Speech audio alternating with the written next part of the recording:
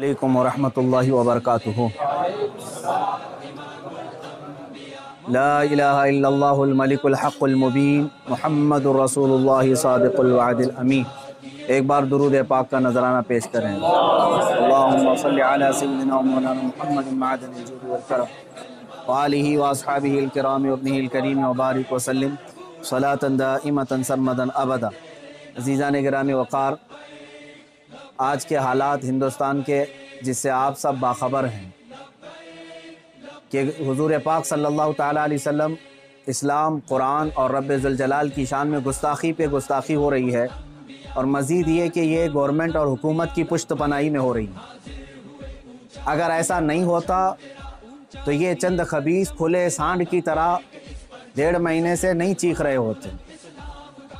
अभी अभी जिस मलून नरसिंहानंद की गुस्ताखियाँ और मुगल्लज़ात और गालियाँ सुन करके हमारे दिल छलनी छलनी हो चुके थे।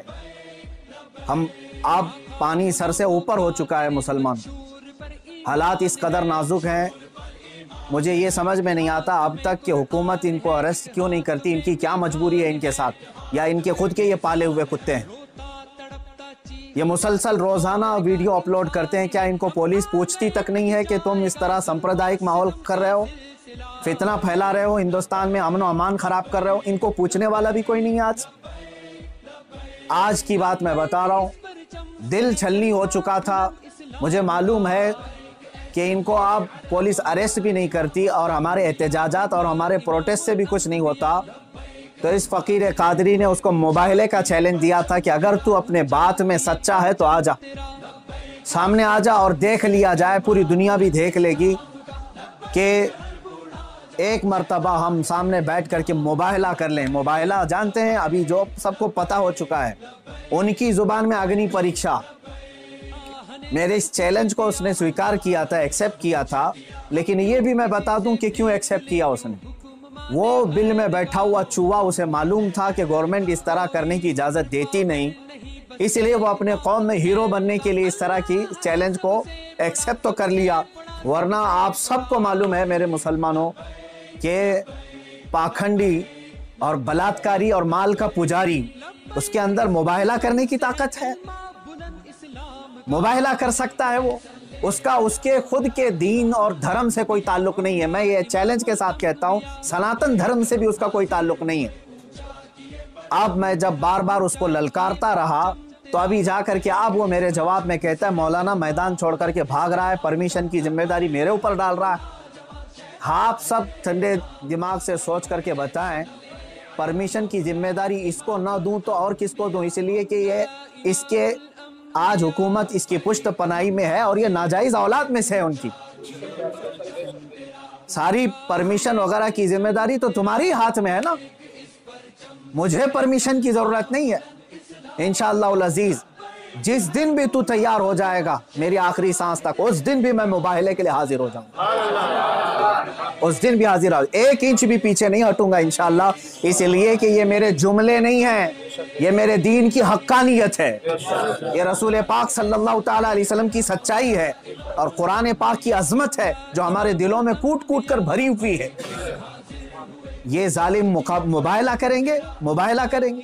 अब सुनिए, मुबाहले के नाम पर ये एक्सेप्ट करके हीरो बन रहा था अपनी कौम में और मुझे कह रहा है मैदान छोड़कर भाग रहा है। मैं इससे कहता हूं, आप सबको मालूम है ना, चंद दिन कबल ये दिल्ली के प्रेस क्लब ऑफ इंडिया में बैठ करके जहर उगल रहा था, हुजूर पाक सल्लल्लाहु ताला अलैहि वसल्लम की शान में गालियां बक रहा था।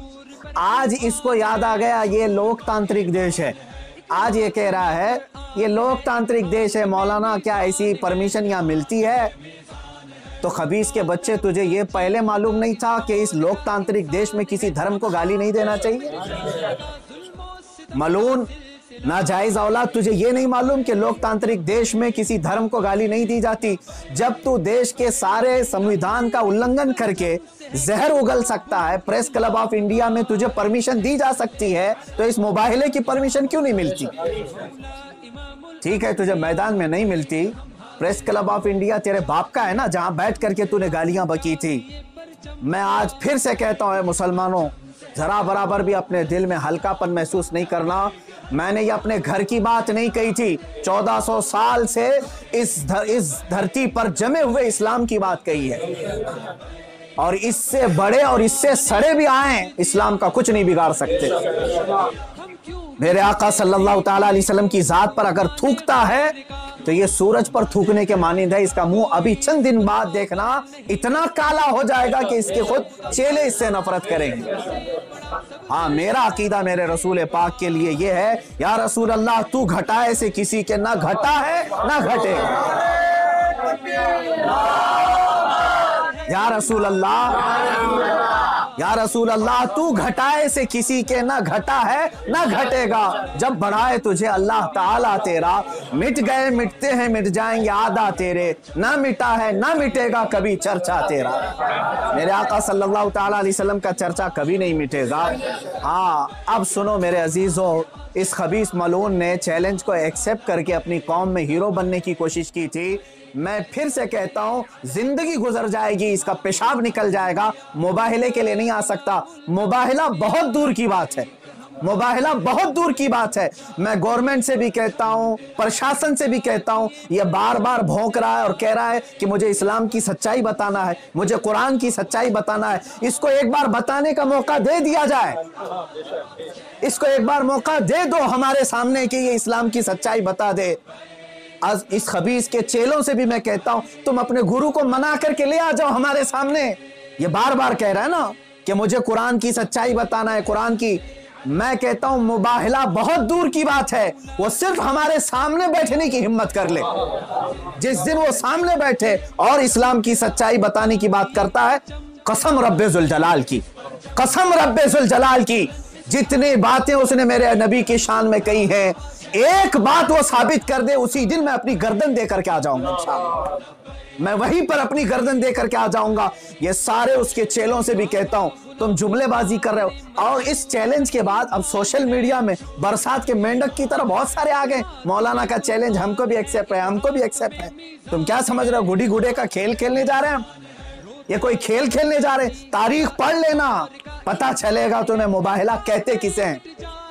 अजीजान गिरामी वकार, आज दिल जल रहा है इसलिए मैं अर्ज कर रहा हूं, ये मुकाबले में नहीं आएंगे। फिर भी मैं कहता हूं, ये 17 रमजानुल मुबारक 30 अप्रैल आने तक ये जितने चेले भोंक रहे हैं, इसमें एक रामपाल का एक शिष्य है, कोई शागिर्द आया है, वो कहता है मोहम्मद आखिरी नबी भी नहीं है सल्लल्लाहु अलैहि वसल्लम। माअज़ल्लाह। ऐ मुसलमानों, इसने खत्मे नबुव्वत पर भी डाका डाला। वो कहता है रामपाल आखिरी नबी थे, मैं साबित करता हूं और चुनौती को स्वीकार करता हूं। ये सारे पाखंडी एक साथ आ जाएं, एक साथ आ जाएं।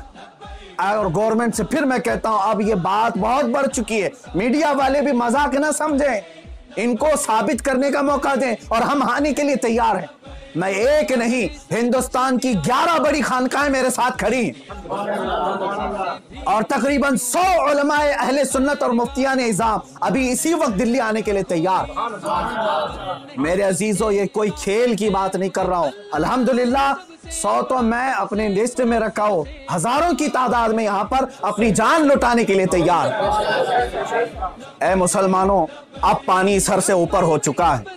अब ये 30 अप्रैल और 17 रमजानुल मुबारक की तारीख मैंने ऐलान तो किया और ये बार बार इसको हल्के में लेकर मजाक उड़ाते हैं। आज भी ये कहता है कुरान को गुंडों की किताब, कुरान कहता है वायरस है, कुरान को कहता है गंदी किताब।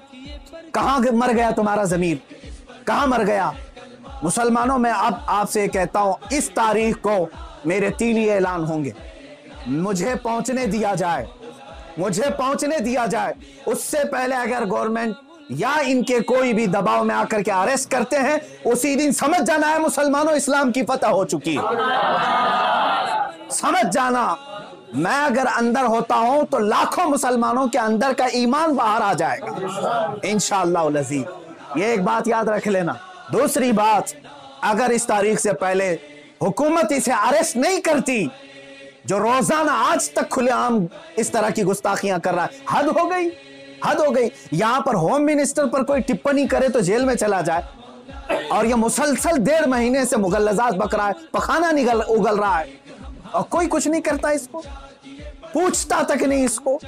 और अगर इस तारीख तक या तो उसे अरेस्ट करे या तो फिर इस तारीख को पूरे हिंदुस्तान भर के मुसलमान कोई भी अपने घर में नहीं बैठेगा इंशाअल्लाह। मेरी इस बात पर लब्बैक कहते हैं